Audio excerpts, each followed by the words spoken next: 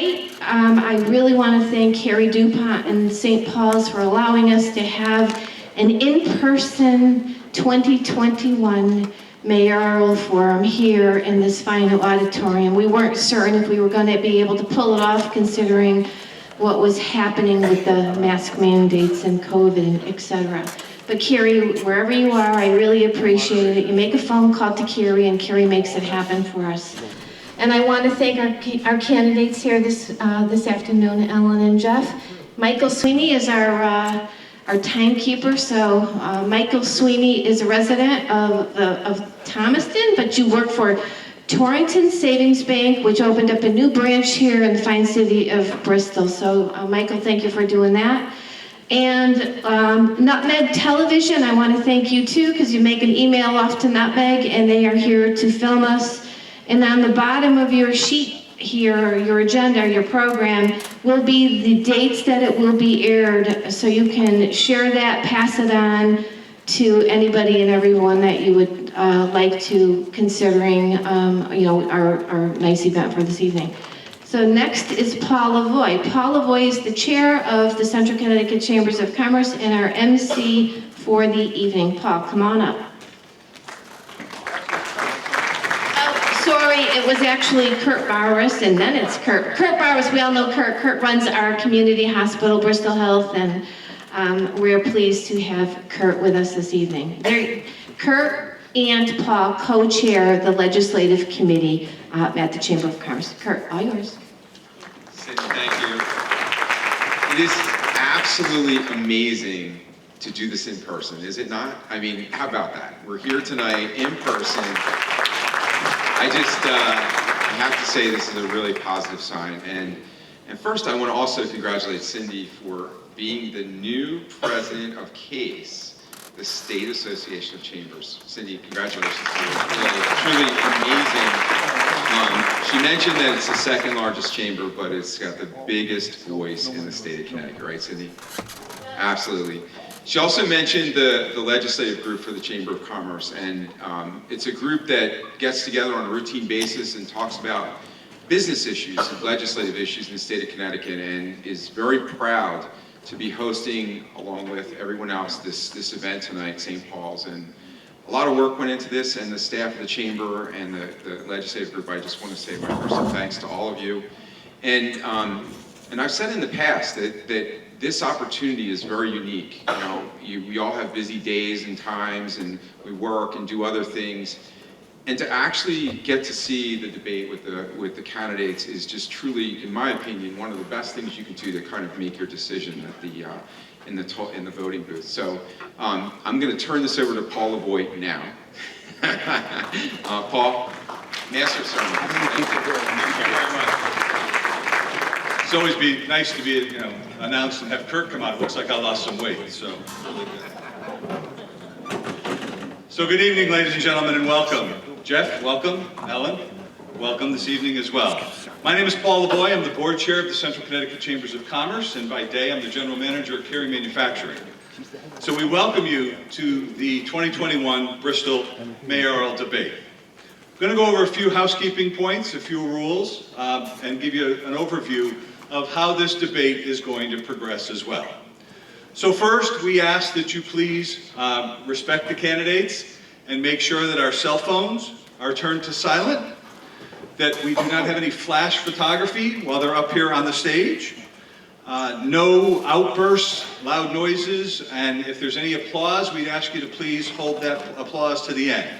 Again, out of respect for the candidates as well. So this is a debate format. Each candidate is going to be allowed a 2-minute opening statement. The way that we determine the order is by coin toss. The coin toss was won by Jeff Caggiano, who deferred. So Mayor Ellen Zappo-Sassu will go first in an opening statement, which means she'll go last in her closing statement. We have 9 questions. These questions were developed by the Central Connecticut Chambers of Commerce Legislative Action Committee in several of our meetings, and really reaching out to the community as well to find out what some of the issues are. So these questions have been put together by the committee, and we have 9 questions for the candidates. Candidate will each have 2 minutes to answer each question. And then after that, so candidate 1 will have 2 minutes, candidate 2 will have 2 minutes, and then candidate 1 will have time for a 1-minute rebuttal. 1 minute, 30 seconds. 1 minute, thank you, to my timekeeper. And then the candidate will have time for a closing statement. No rebuttals are allowed during opening and closing statements. And I'd like everybody just to really be advised that we'll be holding a strict timetable on responses. You'll see that there are timers on the table of the candidates. They will get a warning at 30 seconds, that 30-second warning, and then a red light will go on. When that red light goes on, I will interrupt and we will move on. We do that for a couple of reasons. Number one, we do that to make sure that we can get this whole forum in the time slot that's been allotted. And we do it out of respect for the candidates so that each candidate gets equal time to be able to express their ideas to you. And please be advised that the questions have not been provided in advance. So before we get started, though, I would like you all to stand and join with me in the Pledge of Allegiance.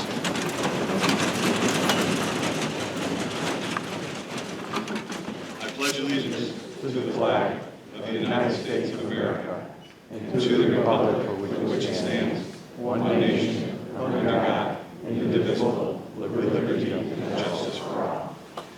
Thank you very much, ladies and gentlemen.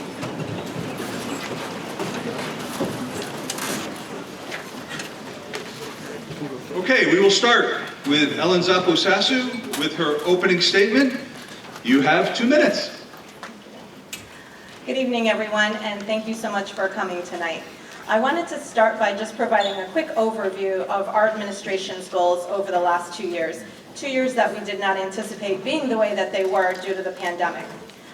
A saying that resonated with me early on was about resiliency, that it is a quality shared by people, communities, and economies. It is the ability to adapt to unexpected circumstances, quickly recover from adverse events, and bounce back. And that is exactly what Bristol did over the course of the last 18 months. In between our response to the pandemic, which I think was one of the ones that led the state in terms of vaccination clinics, testing clinics, support to our social safety net, and everything else, we managed to have an aggressive economic development program as well. I believe that a lot of the businesses took the pandemic as a time of thoughtfulness and reflection about where they wanted their businesses to be. And lucky for us, we are well positioned in order to welcome them to Bristol. Many of them relocated. We have many entrepreneurs who have opened.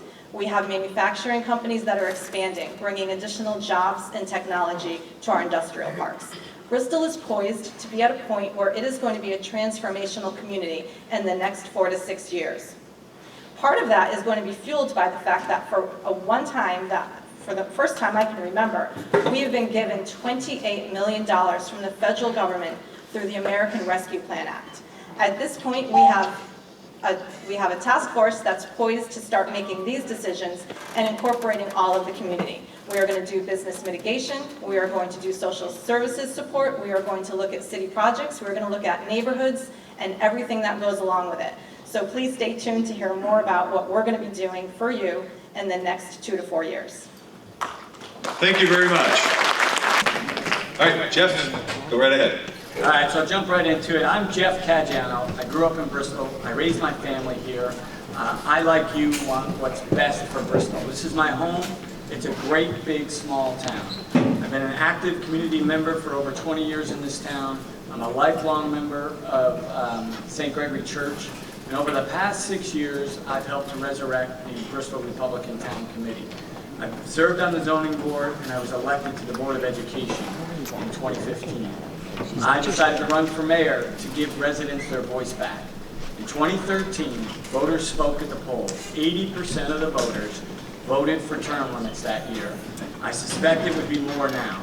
8 years later, we heard that term limits in the referendum was an error and that they're illegal. I believe in upholding the will of the people, and I personally fought to keep term limits intact so that city officials can remain accountable to taxpayers and not to special interest groups. With a 2-year term for mayor, I understand that focusing on the next election is a trap that people can fall into. I've been a strong proponent of 4-year terms for mayor. And, you know, the politicians just didn't agree with me. I hope to change that when I become mayor. I'm not a politician, though. I'm a 32-year biotech industry leader, salesman, and I have about enough political experience to question the way things are done. And I'm not going to operate as business as usual if we find things that need to be improved. Along the way, I'm sure we're going to find things that are going well and are very good, and we'll continue those to benefit all the citizens of Bristol. I look forward to focusing on the local issues here tonight, and I appreciate all of you coming to listen. Thanks. Thank you very much, Jeff. Okay, our first question, Jeff, you'll go first. Ellen, you'll have then 2 minutes, and then Jeff, you'll have a minute rebuttal. So our question is, one of the most important roles of the mayor is to effectively and efficiently manage the taxpayers' money in a fiscally responsible manner. What is your definition of being fiscally responsible as the mayor of Bristol? Jeff, you have 2 minutes. Great question to start with. I call myself a fiscal conservative. I've actually said on the radio this morning, if you guys heard me, that I am a Reagan Republican. I believe that the government needs to get a little bit smaller. It's funny that we're in a St. Paul Catholic high school, and I think that we certainly can trim some of our spending habits and not try to save everybody, because I think we need more God and less government. As an example, we are coming out of the COVID pandemic, and we have money that's coming from the federal government, from the state government, and we are increasing spending here in Bristol at a pretty dramatic rate. Looking at the CAFR, which is the city annual financial report, we had a $15 million increase in our current spending from the previous year in this budget. With all the money that's coming in, I don't feel that that is a way to increase business locally. And I really believe that the best way that we do that is through economic and community development. I'm not looking to slash lots of programs and change things dramatically. We're really looking to make sure that we're more prudent with programs that are proven. And I hope to get to talk more about that and some of the further questions, but I'll leave it at that. Great, thank you very much. Ellen, same question, if you'd like me to repeat it? Sure. Okay, I'd be happy to. One of the most important roles of the mayor is to effectively and efficiently manage the taxpayers' money in a fiscally responsible manner. What's your definition of being fiscally responsible as the mayor of Bristol? So I think the definition is really about management, and the management comes from the relationship that you have with your department heads, all of whom have jurisdiction over their budgets. The role of the manager is to make sure that you have the right people and the right seats on the bus in order to do that. I believe that Bristol has been extremely well managed and is fiscally responsible. We have a strong Board of Finance, which outnumbers the City Council and controls the flow of spending and all of the priorities that come before them during the budget process. We have had very strong financial ratings for years, and that hasn't changed. We are very fiscally conservative in how we do everything, whether it's the bonded debt, whether it's our capital planning, or anything that comes in as part of the annual budget. One thing that I'd like to concentrate on is the minuscule amount of bonding that we do. So bonding is typically projects over $500,000 that are major projects, road reconstruction, school projects, etc. We only do about 5% of that. Our debt service has been going up, and that is because in May of 2017, when there should have been a bond issue, there wasn't, because there needed to be instead a zero tax increase on the books going into an election year. So when you look at that $22.5 million that should have been bonded in 2017 at a time when I was nowhere near City Hall, that got pushed forward a year. So now we are looking at, not only are we having bonded debt pushed forward, we're having a situation where we have to look at the next bond. So all of the debt that is shown on this chart is actually from the previous administration. There's 17 projects that correspond with that debt. We had to take that debt on because it wasn't bonded appropriately. That's not good fiscal management. So we've bonded, and we are now strategically planning to always have the same amount every year, and that's good management. Thank you.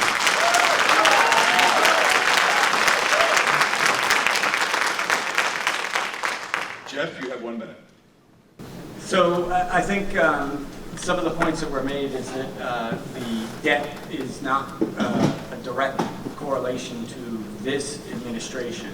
However, I will point out at public meetings, which I tend to go to quite often, that the promise has been made that we are going to double our debt over the next coming years. And a 43% increase in debt is something that is pretty large, no matter who had it. When you look at the per capita debt per capita, we've gone from $1,206 in 2016 to $1,620, so a $400 per capita debt. I believe that quality of life is best left in the hands of the citizens of Bristol, and that's what I've heard when I've knocked doors.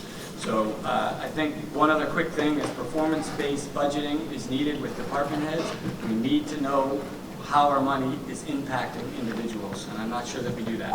Thank you very much.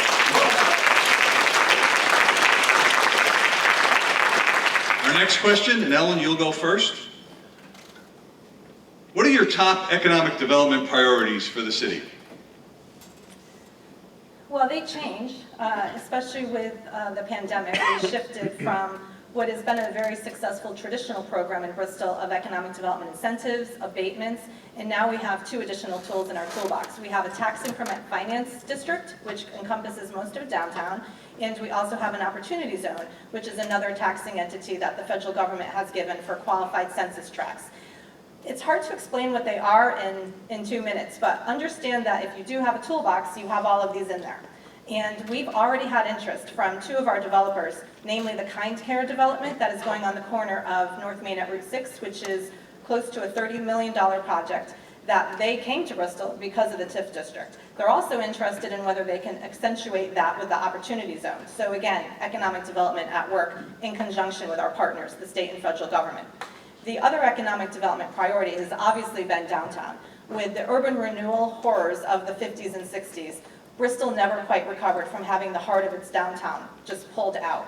We are very thoughtfully trying to team together with all of our partners to make sure that whatever downtown looks like in the next 10 to 20 years, it's going to be something that's vibrant. And that incorporates people who live here, who work here, and who are recreating here. So the mixed use piece of apartments, mixed use with offices, and obviously destinations is what we've been looking to do.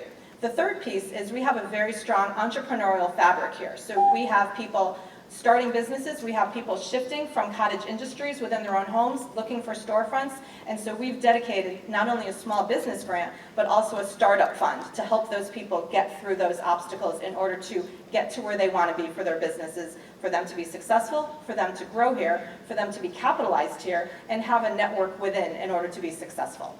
Thank you. Jeff, what are your top economic development priorities for the city of Bristol? You have 2 minutes. So, as I said in my opening, I think we do some things well, but we can do some things better. Economic and community development, I think I agree with the mayor, is downtown development right now. I'll add in the West End, and I know that there is a state project that's going to redesign that road. I hope some of our ARPA funds will also help beautify that area, and I know our commission will be working on that. Just a point on downtown. We bought that parcel in 2005, and we're still waiting for these properties to break ground.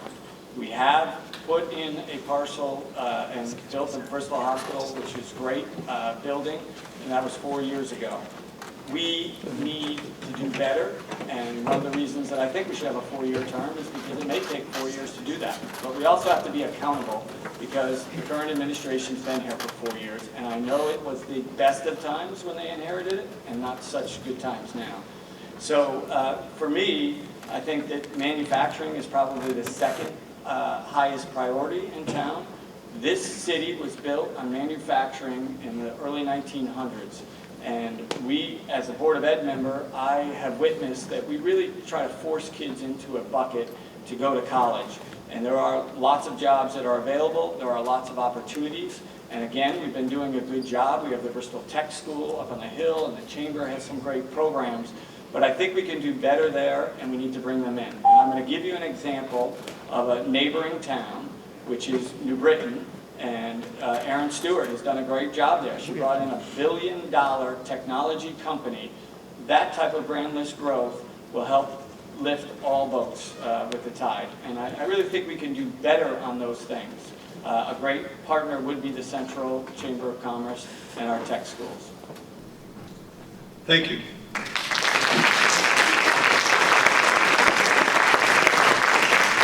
Ellen, you have 1 minute. I was wondering how long it was going to take to be compared to Aaron Stewart, so second question. So the tale of two cities is this. I worked in New Britain for 12 years, and it's a phenomenal community, but its mill rate is 50. They bond just about everything from school books to fire apparatus, and they are not on sound financial ground based on years and years of loss, especially with the pilot program. Here in Bristol, we have sold parcels 5, 6, 7, and 8. We've sold parcel 3, and we have parcel 10 about to go under construction. The pandemic has delayed everything. But to say that nothing's happening downtown, if you're talking about 2005 to 2017, absolutely. If you're talking about 2017 through today, that's a false statement. We've had an 1.87 grand list growth in the last year. And for the first time in 20 years, we are no longer on the distressed municipality list for the state of Connecticut. Thank you. Okay, our third question. Jeff, you'll go first. Educating our students and preparing them for the next phase of life is a key responsibility of government. While the Board of Ed has direct control over the education system, the town provides funding for the Board of Ed through tax dollars. What is your current evaluation of the Bristol education system, and what's your vision for the future? Jeff, you have 2 minutes. I was very proud to serve on the Board of Ed, as I said earlier, for 4 years, and through that time, we watched the Board of Ed do nothing with regards to future development. And I was a minority member there, but I do want to call out to this group that we have a great educational system. That system provides college credit for many students that come out here, and we send kids to Yale and Harvard every year, although we are considered a big city, and our DERG is one of the higher underserved DERGs in the state. So I think our priorities and focus in education go back to what I talked about on other opportunities for students as they graduate. And I talked to a good friend of mine up at Bristol Tech, happens to be the principal up there, and we have programs for automotive, culinary, HVAC, precision mechanics, and mechatronics. Whoops.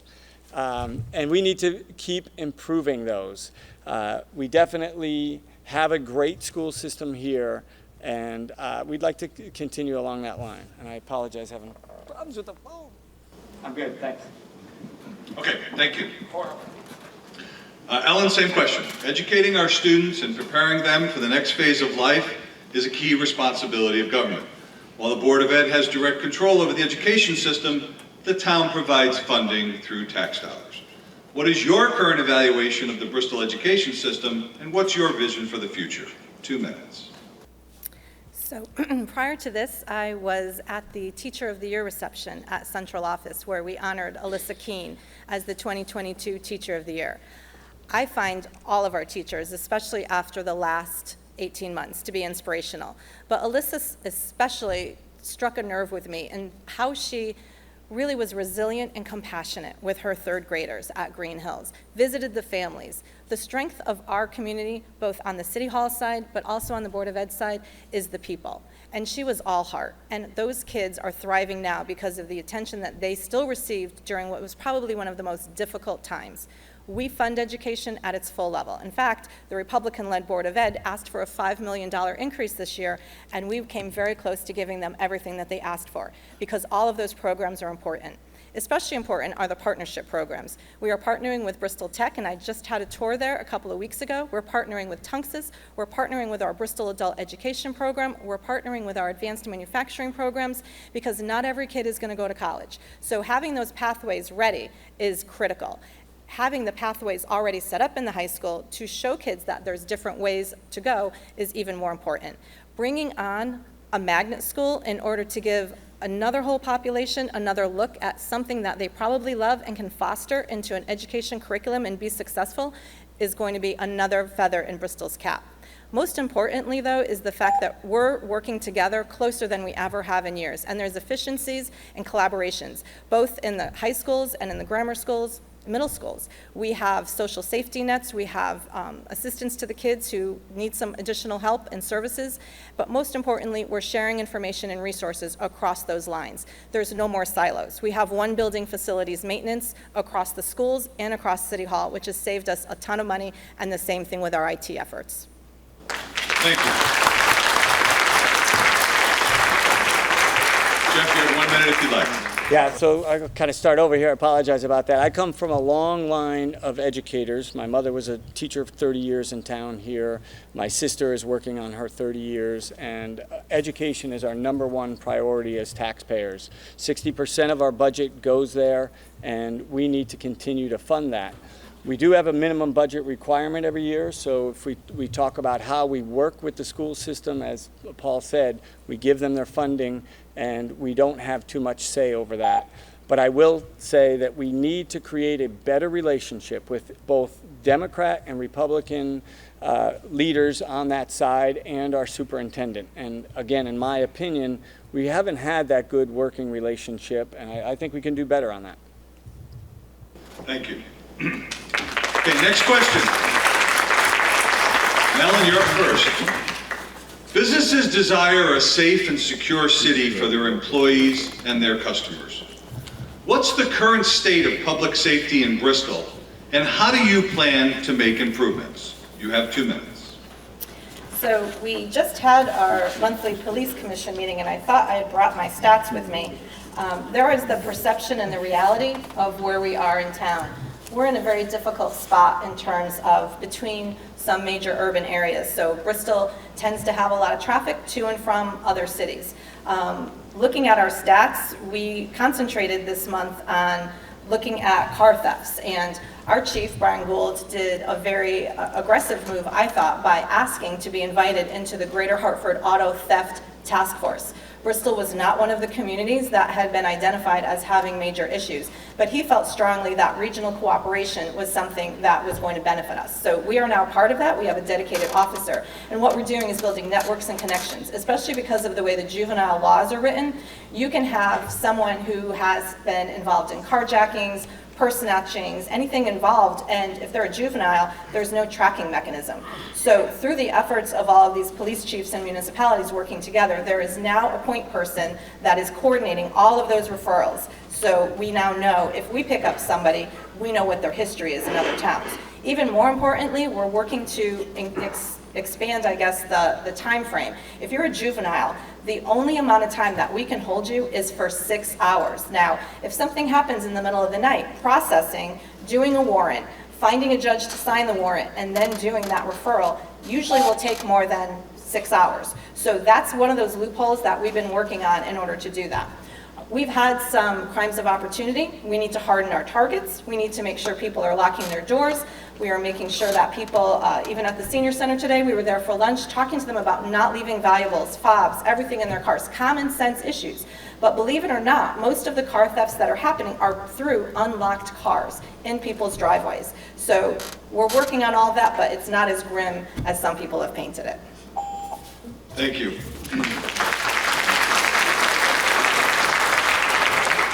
Jeff, businesses desire a safe and secure city for their employees and customers. What is the current state of public safety? Did I miss something here? I thought I got to speak on that. You it's the same question. Oh, good. I'm just repeating the question for you. Thank you. I didn't even need it. I was ready to go. Repeating the question for you so that... Thank you. If by the way, if you don't need me to repeat the question, just let me know Now and you can we'll go move ahead and along. do it so I can... But it is the public safety. So what is the current state of public safety in Bristol, and how do you plan to make improvements? You have 2 minutes. Thank you. I'm glad the mayor brought up the juvenile justice reforms that we've had in the state, and that was passed by Democrats in the state Senate. A lot of the crime problems that we are seeing in local communities are throughout the state of Connecticut. This isn't a Bristol problem, this is a state of Connecticut problem. And what that has done is increased the crimes of opportunity, as the mayor had said, and has reduced the crimes against society as we've taken down the penalties and the criminality of drug use. The other thing that has happened on the state level that has created some of this difficulty that we feel, by the way, You can throw statistics out all night long on crime going down, but I personally have had my car ransacked 3 times in the last couple of years, and I try to lock it every night, but every once in a while you do forget. The police accountability bill has also made it very difficult for police officers to do their job, and these are things that were created by Democrats on the state level. I don't hear local Democrats talking about the problems that that causes. Instead, we talk about statistics, and we talk about the fact that crime isn't a really big deal. As I have walked doors and talked to people, people are definitely nervous to go to the gas station. People are nervous that their house is going to be, or their car is going to be ransacked, or that people are going to be coming to their house. It's not what you see in statistics, it's what you feel. And I believe we can work very closely. We have a great Bristol Police Department, and I think we can work very closely with them to provide good community service and to take care of our people in Bristol and keep them safe. Thank you. Ellen, you have an additional minute. So Governor Lamont recently appointed me to the Police Officer Standards and Training Council, which regulates a lot of these issues, including some of the implementation of the police accountability law, as well as decertifications of police officers, but also most importantly, there's equity issues. And while we may not have some of the issues that are directly impacting this law, other cities do. And so we're in the position where we're going to have to go along with it because that some of those reforms are drastically needed in other communities. More importantly, even one car theft, one ransacking of a car, one purse snatching is one too many. But at this point, we have 14 different categories. We've had decreasing crime stats in almost all of them. But then next quarter, they're most likely going to change. One of the other things that I wanted to mention quickly is that the police officers have over 60,000 calls for service every year. The vast majority of them are for medical, wellness, mental health, opioid addiction, and many others that are starting to affect us. So it's really a larger picture. Thank you. Thank you very much. Okay, next question. And Jeff, you go first. One of the key responsibilities of the mayor is the marketing of Bristol to people looking to move here to live and businesses interested in opening or relocating to Bristol. In your opinion, what are the benefits of living or working in Bristol? Bristol is an all-heart city, as our motto says, and we have one of the best marketing directors in all of the state. Some of you may know that I'm related to her. But I will say one of the great things about Bristol is its location. We're right in the middle of the state of Connecticut. We're equidistant from New York and from Boston, and we are positioned where people can enjoy the shore and they can go up to the mountains, which I happen to love. We also have a strong manufacturing past, and we do feed into the Groton subbase and other large businesses in the South Coast. And we really need to continue to develop on that. Again, as many of you know, the history of Bristol, 100 years ago, this was the greatest place to be because of the Sessions and the Rockwells and others. And we need to look back to that, and I think we can build more upon that. So we have great new businesses coming into town, and we need to take our economic and community development and focus that more squarely on new businesses in town. Because as many new businesses come in, unfortunately, many of those businesses have been going out. And we definitely have an entrepreneurial spirit that we need to take advantage of. That's what I love about Bristol. Thank you.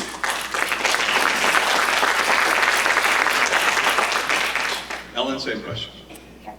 So 2 minutes. I think that the big piece when we're talking to businesses, I'll start with, is the affordability factor. And obviously we are an attractive community because of our economic development grant program, our abatements and incentives that I talked about earlier.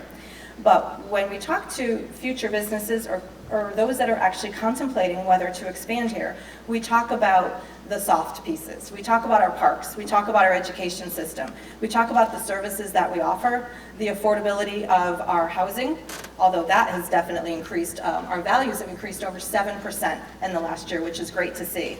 We're looking at jobs and workforce. They're concerned that if they come here with their let's say, manufacturing entity, are they going to find qualified workers? And we're usually able to say, yes, you can, although the job market is really tightened, and so that's another issue for some of the partnerships that we talked about earlier. I also believe that when you are looking to market a community, you have to have a philosophy of investment rather than dismantlement. It's not about what's going to be cut and what you're going to take away and how you're going to save a penny. It's about how are you going to enhance your community so that people are proud and happy to live here, to work here, and to know that there's others in the community that share that mindset, that there's an opportunity for people to get to know their neighbors, to collaborate within others within the Chamber of Commerce, or participate with the United Way. We've done that, and we've done great partnerships. In between the Senior Center and the Teacher of the Year, we gave out another 1,000 boxes of food to people. Food insecurity in Bristol is at 14% of households. So from a marketing perspective, we want to tell people, if you're part of Bristol, you're part of us, and we're going to take care of you. We do that in a variety of ways, and that's by investing in our libraries and our parks. The Senior Center itself is a gem. All of these combined make someone feel, as a business or a homeowner, happy to be here and to be part of the All Heart community.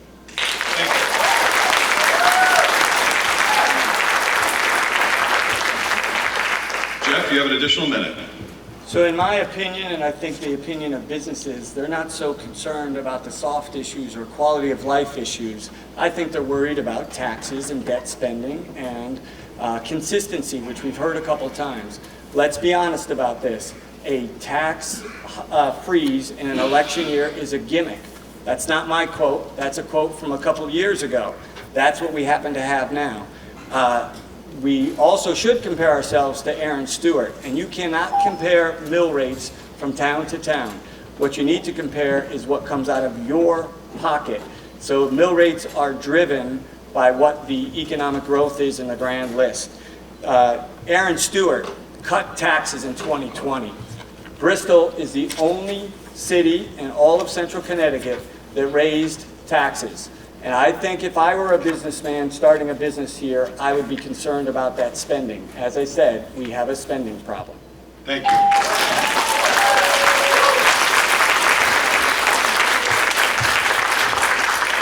Our next question, and Ellen, you'll go first. Federal ARPA COVID relief funds are flowing into the city. While we recognize a task force has been created to help determine how to spend those funds, I think the voters would like to know how you believe the $28 million in federal money can be best utilized for the residents of Bristol. Ellen, 2 minutes. So the $28 million is coming in two pieces. We've received half of it. We will receive the other half next spring. Our 15-member bipartisan task force has been hard at work learning the interim rule, which is the Department of Treasury guidelines. To date, we have made 3 expenditures, $150,000 for a consultant, because the extenuating types of reporting as well as the auditing responsibilities for this type of money demands that there be a dedicated resource for it. Our controller's office is very talented, but they have a lot going on. And so that $150,000 is going to help us make sure that Bristol stays transparent and doesn't get into trouble like other towns, namely West Haven, which has been in the news this week, which was a very unfortunate situation. 2 other expenditures to date, $50,000 for additional COVID testing to our Bristol-Burlington Health District, and $10,000 to our Youth and Community Services Division for assistance to households. Small amounts of money, that one was $10,000, but some of it is being used to keep people in their apartments and homes in order to avoid the eviction tsunami, so to speak, that's coming. So we've been very judicious to date. What we've done is we've split up into 3 groups. We have one that's looking at any of the applications of those monies towards city projects that might qualify. We are looking at enhancing our social safety net for those that are providing critical services that are non-governmental, so our nonprofits, the United Way, foundations. And then the 3rd bucket is business mitigation. We would like to help those businesses that have been adversely affected by COVID. But at this point, we are still developing those parameters. We are most likely going to be hosting webinars, and anybody who thinks that they might be eligible will be asked to participate. And another role of our consultant will be helping them hit those buzzwords in order to make their project eligible. They will then use a portal to enter their project. They will be evaluated, and those that are deemed eligible will come back to the task force where we can start making recommendations. All of this money has to be expended within the next 4 to 5 years. Thank you. Jeff, same question. So this is an area where I think we're doing a good job. We do have a bipartisan commission. I've attended a few of those meetings, and it's a quality group of people that will go ahead and look how to spend this $28 million. I do have to, just on the side of fiscal conservatism, say that lots of federal money, lots of state money, and we're spending money on top of that. So it's not the best way to drive taxpayers' pocketbooks. I'm glad the mayor brought up the $150,000 consultant fee. I do want to point out that we have a grants development office. We have people in City Hall that can help us with that. And it does just kind of irk me a little bit. These would be the questions. What can we do, and why are we taking $150,000 and spending it on that? Don't we have people in City Hall that can be empowered to do that type of work? The other thing that's kind of interesting when I sat in one meeting is, and this is what's wrong with politicians, every single project needs to have one of those big fancy billboards, and on that billboard it has to have our state senators, not our state senators, our federal senators and our federal Congress people, to give them credit for all this money that they've given us. This is the way politicians look at things. They look at things to say, I want to get credit for that, I'm giving you money. And these are just, comments that come off the top of my head because they do bother me. We certainly should be building the West End. We should be maybe potentially, and this is something they've talked about, connecting the West End to downtown, beautifying that area. I think we should invest in technology in our schools, and there's a great local company called Movia that might be able to benefit our children who have been hurt by the pandemic. These are types of investments that we should look at, and I have good faith that I can help work with the bipartisan commission to make those things a reality. Thank you.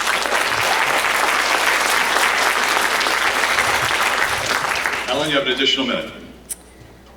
So our city employees are hardworking, and most of them are working to capacity, and there's very little that can be added on if we want them to do the jobs that they're being asked to do.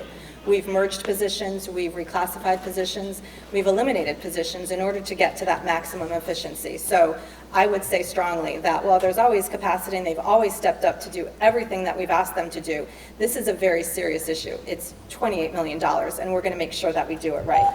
In terms of taxes and spending, we spend in order to improve the lives of everybody every day, whether it's road resurfacing, bridge replacement, making sure that your trash and recycling is picked up, that the fire trucks roll when you need them to, and that the police are there with the AEDs and anything else that you need if your household has a medical emergency or any other type of emergency. That's what your tax dollars go to, that's what we're investing in, and that's what we're going to continue to do because this community is worth it.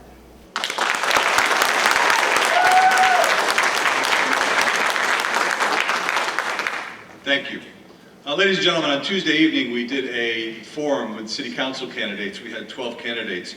I introduced a question there that has now become one of my new favorite questions to ask candidates when doing these kinds of forums. So I'm going to ask, and Jeff, you'll go first on this question, and that is, where are your favorite places to spend time in Bristol?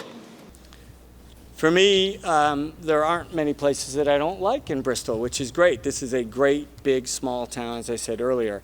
I happen to be a huge fan of Rich Farm. I call it Rich Hill Farm, and my kids love that I joke about that. I have also visited many of the restaurants and other community places that we have, and I think, we're talking about economic and community development. I think that one of the issues that we have in Bristol, and this is not a political issue, this is an issue that people need to believe in their local restaurants. So we need to go to our local restaurants. We need to visit Pint and Plate. As I've walked doors, I've talked to people, and there's still people in town that don't know that we have this. I believe as a leader in this town moving forward, I could use my past experience in sales and marketing and help move this city forward and make sure people believe that things can be done. As I talked about earlier, the biggest issue that I have seen is downtown. People don't believe that we will go ahead and finish and complete those projects, and they're not there. We're going to have to do an awful lot of work to convince the people of Bristol to stay locally, not to go to Southington or go to neighboring towns where they have tons of opportunities. So for me, I really didn't want to pick any specific places, but I do actually want to highlight one other place. Dusty Dudes is a new place that does woodworking. They made me a great cornhole set, and this is something that I learned about through the Central Connecticut Chamber and the city actually putting out a marketing video. We need to do more of that, and we need to highlight that. The people in Bristol will believe in Bristol if we build it. Thank you.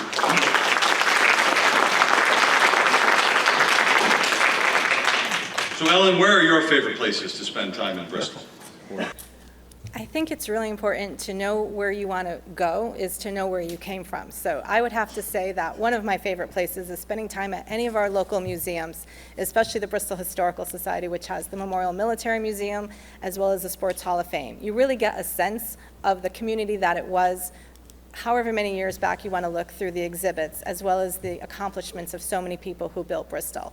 But all the museums are great, and I think that we all have to do a better job of being tourists in our own backyard in order to support them, just as Mr. Caggiano was suggesting we support restaurants. All of that is important. I would also say that I spend a fair amount of time at Muzzy Field, and again, from a historical perspective, but as well as a gem in the community.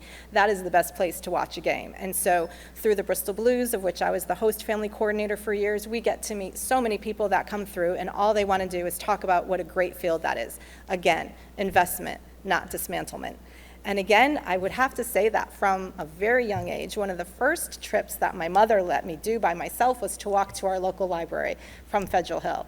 And I've spent so many time in the libraries, and I think that they're so important to a community where you can just go there and have gathering places with the events, with obviously a great collection, with programs. Everything is right there for you. And I think we do a great job in really creating that quality of life ribbon that is so important for so many people. I won't sit up here and pick a business because that gets you in a lot of trouble. But I will tell you that we have worked with over, I'd say maybe 20 businesses over the course of the last 6 months that are on the verge of opening and or expanding. We've brought in 40 new businesses in the last year alone, and that is quite an accomplishment, especially when you think about such difficult spaces like the Staples building, which is now home to Harbor Freight, or the former Savers, which is now the Burlington factory. And we're going to have more of them, just it's going to take a few more months to get them announced.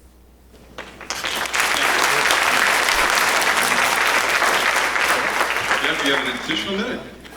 Yeah, I'd love to go to Blockbuster Video. I'm not sure if that will be filled soon, but I would certainly like to do that someday and see what that new place might be. And just a reminder that we have a lot of great new businesses coming. We need to support them, and clearly they have come and gone as fast as they've been here. And that is not a knock on the current administration.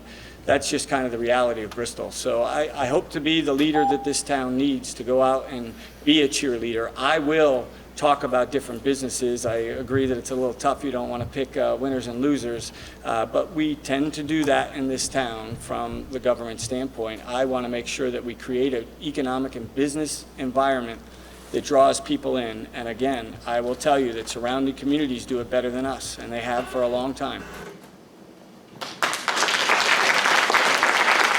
Thank you. Okay, our next question, and Ellen, you'll go first. Small businesses, it's been said that small businesses are the backbone of a local economy. And over the last 18 to 20 months, small businesses were significantly impacted by the pandemic. Why should small business owners support your campaign for mayor? You have 2 minutes.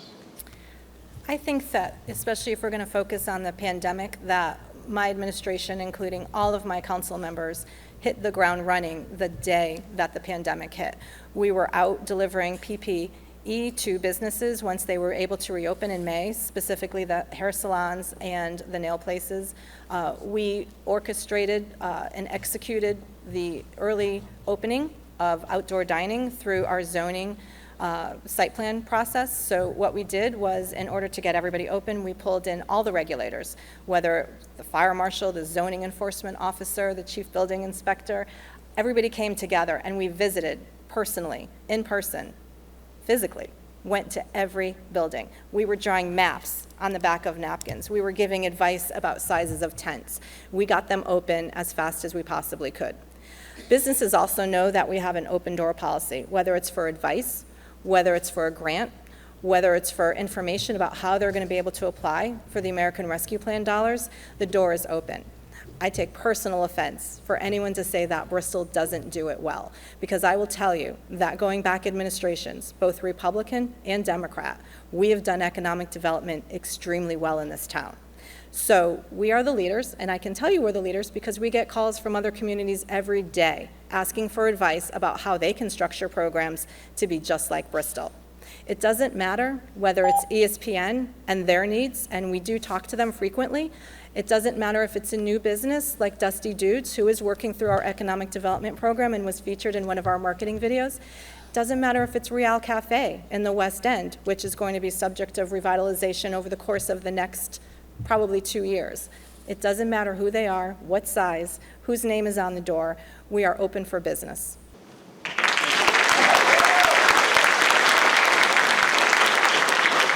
Jeff, you have 2 minutes. Why would small business owners support your campaign for mayor? I think the biggest thing that would be very helpful if I became mayor is that relationship that I can build with people. I have been quite involved in sales and marketing over the years, and I think I could also empower the Economic and Community Development Committee to work independently. I personally have not seen that over time. I think the other thing that's an issue that I would push back on is we have state public health policy that is a patchwork of masks or no mask. And as I look at all of you out there in masks, I wonder if we were somewhere else, we could take off our mask and the virus goes away.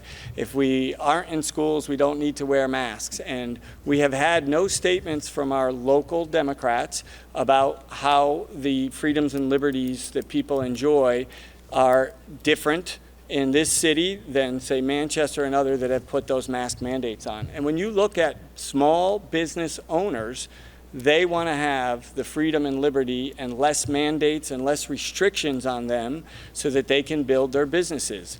So we need to not follow the state guidance that has happened before on mandates and issues, and we have been run by Democrats in this state for 40 years, and we are the worst state, 50 out of 50, for fiscal stability.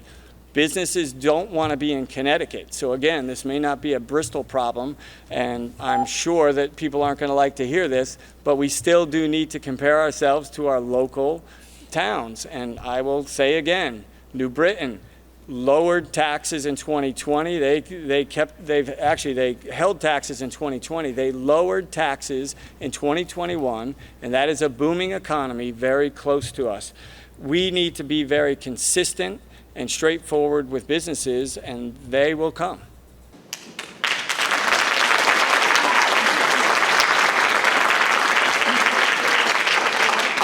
Thank you. Ellen, you have 1 minute.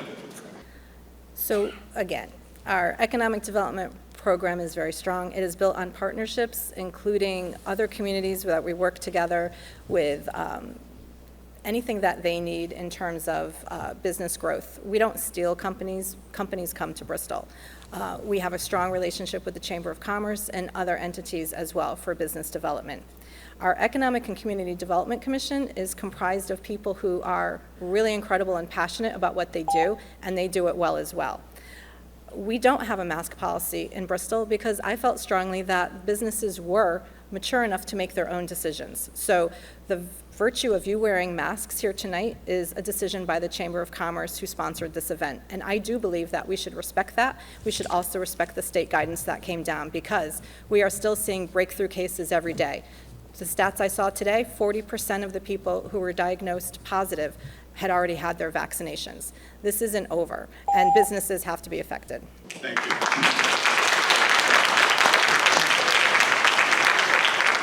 Okay, we're on to our 9th question, and because we have an odd number of questions, we're going to not allow the minute rebuttal here, but by the nature of the question, there really isn't an opportunity to do that. You'll understand once I ask the question. So the job of the mayor of the city of Bristol is a 24-hour, 7-day-a-week, 365-day-a-year job. There's no when you're not on the job. If an emergency happens, something happens within the city, you need to be there. So the question that I have for you, and Jeff, you'll go first, why do you want to be mayor? My wife has asked me that question a bunch of times, and many people have.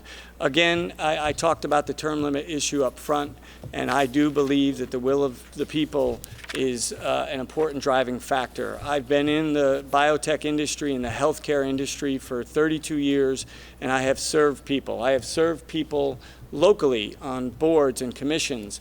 I am literally working 2 jobs right now, campaigning and trying to help cancer patients, which is a very big passion of mine. So as mayor, I look forward to the opportunity of serving people.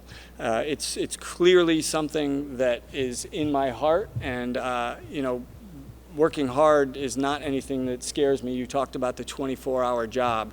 I believe in this city. I'm very passionate about this city. Anybody that knows me knows that's the case. I will say too, I think COVID and the pandemic pushed me into this as well. My background with an immune-based company has taught me an awful lot about this virus. And I do believe that the government at all levels overstepped their bounds, and I think we need to be open and honest with people. I will be honest with you. The reason you're wearing masks tonight is because the governor put a mask mandate in for schools.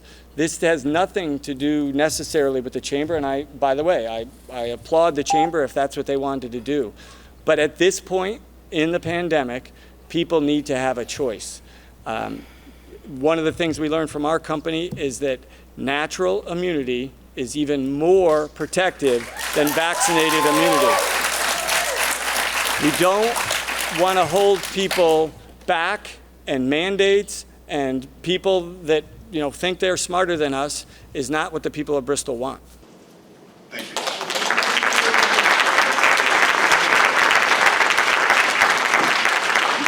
Okay, Ellen, 2 minutes. Why do you want to be mayor? So the last 4 years have been very rewarding, and I think it's because of the personal contact that you have with people.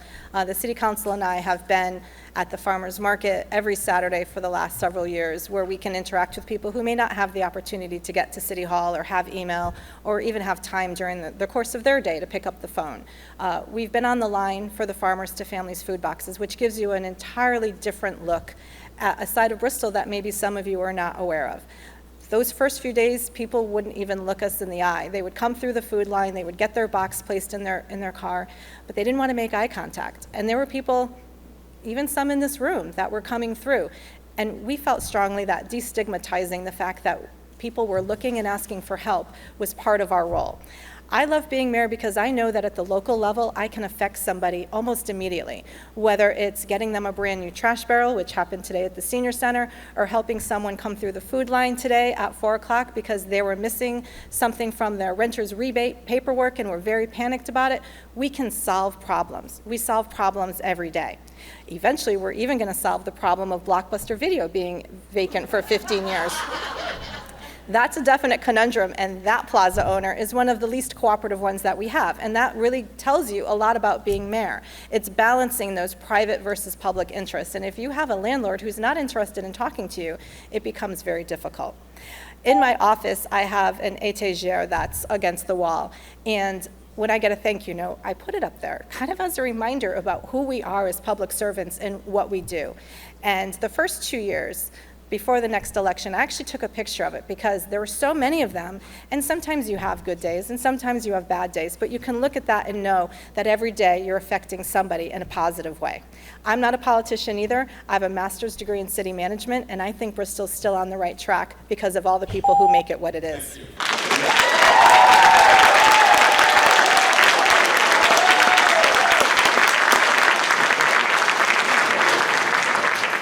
So we've come to our closing statements. Jeff, you're first. You have 2 minutes. I want to thank the chamber again for giving us a voice. While I've been knocking doors this year, what I've heard from Bristol residents is they want a voice. They want to change. Politicians often believe that their words are magic, and progress that you can see might fit into that category. The people I talk to don't feel like we're making progress. If you believe that you're better off 4 years now than when we started, then that's fine. I may not be your candidate. Last week, 60 union employees gathered at City Hall They were concerned about their financial futures. Under both Democrats and Republicans, Bristol has been the envy of the nation with overfunded pension plans. The management has been very consistent and steady, and the union people were concerned. They were concerned about inside deals that enhance retirement benefits to select department heads. That's not good management. I'm concerned about the morale in City Hall. I'm also concerned about our spending over the past 4 years. A $15 million increase in spending during the worst economic crisis of our lifetime doesn't create an environment of business growth. The state has been doing the same type of thing for a long time, and Democrats have been in control there as well. I think we're moving in that progressive direction. It's not what I hear that voters want.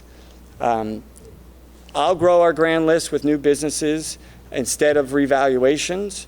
And I think Aaron Stewart is a great leader that has provided me a good insight of what we should do. I believe in Aaron Stewart. I'm going to ask all of you to pay attention to the local issues. You can visit CAD for Bristol. I have a great website, and many of you have seen my videos, and I hope to have your support on November 2nd to build a better Bristol. Thank you.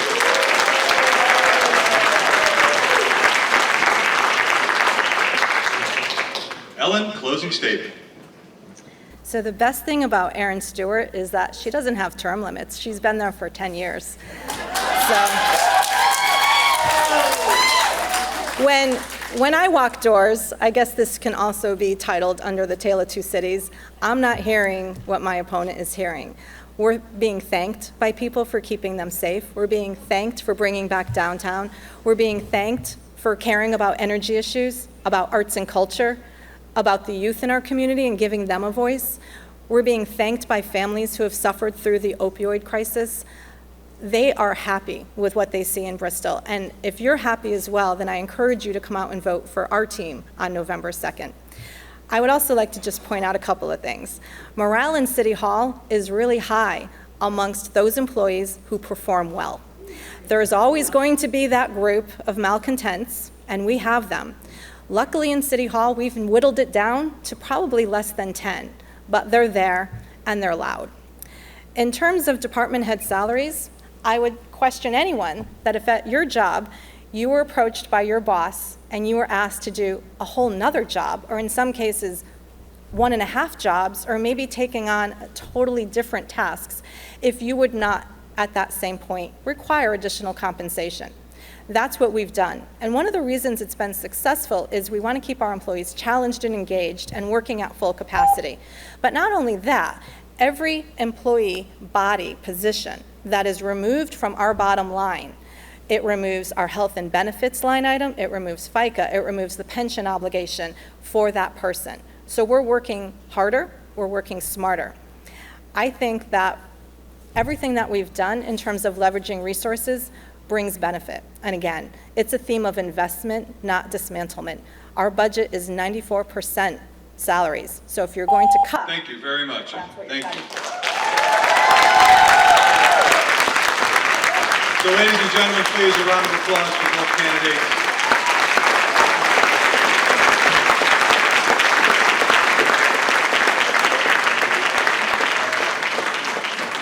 This concludes our forum. To the audience, I'd like to thank you. I appreciate your enthusiasm and your support of the candidates, and thank you for your civility and respect. To the candidates, thank you so much for sharing your vision for Bristol, for your civility and respect towards each other and to the residents, and for the courage to step up and serve the people of Bristol.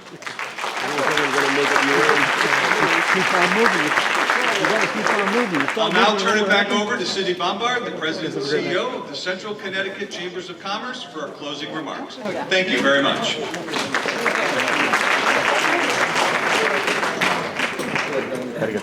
Once again, I want to thank you all for attending. Just a few chamber updates. Our 131st annual dinner is October 28th. Out of 131 years, we've only had to cancel 1 year, and it was last year because of the pandemic. And this is our annual dinner where we celebrate the chamber and many businesses. It's held at the AquaTurf, who is a chamber member, and to date, we have 350 people attending, so it's so nice to know that people are getting up and out and feel safe and secure, and once again, enjoying fellowship. Our chamber focuses very heavily on economic development. We've heard that from both of our candidates tonight, and we will always remain very close to the city of Bristol as a partner. We are there to help whomever sits in that seat grow the city of Bristol. And we also work very diligently with the city of Bristol public school systems for the workforce development area. This is a very passionate area for myself.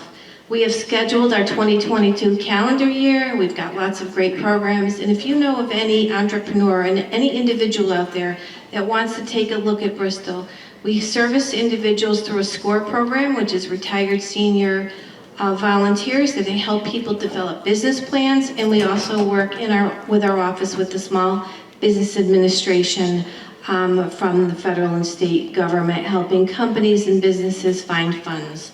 So I really want to take this opportunity to say thank you to Kurt, the president and CEO of our very fine Bristol healthcare system.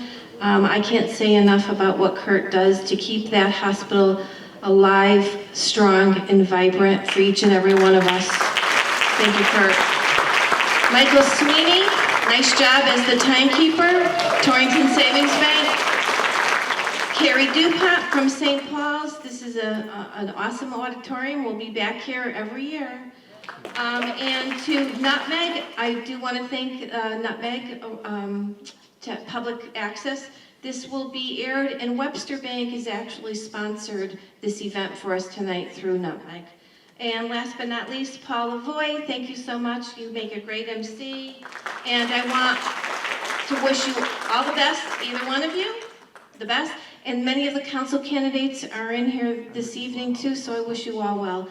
Have an enjoyable night. Thank you so much.